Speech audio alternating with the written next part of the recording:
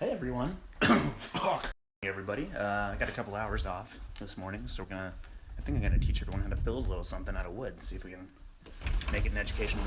So step one, you're gonna select your wood. Now, selection is a pretty easy process. We're gonna use that wood.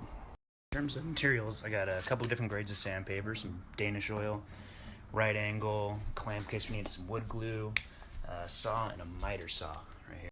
Now, miter saw is pretty big and loud, so aside from just being generally careful around it, we're going to get some ear protection. If you don't have any earplugs, headphones work as well.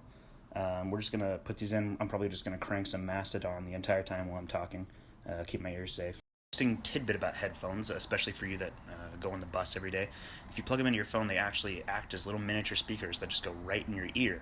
So once we're at a 0-degree angle, we got our wood loaded up, and we'll just give it a quick cut. Okay, so we have our block to right about where we want it to be. So we got a nice 45-degree angle in our block here, and it's all nice and squared looking. It's good, it's good. Now this is just after a couple passes with some 80 grit sandpaper, but you're really starting to see the lines come out in the wood. It's really starting to look good, but I think we can make it look a little better. There's some Danish oil. We're just going to give it a rub down. Be careful, this stuff's flammable. Okay, so with the oil on there, we're starting to see really the beginnings of a lovely doorstop. It's really going to just do its job, look real nice doing it. We're not quite finished though, so follow me on this way. Now you're going to want to find last week's episode of Game of Thrones to right about here. It's about 54 minutes in. We're just going to print the screen, just get a quick screenshot of that.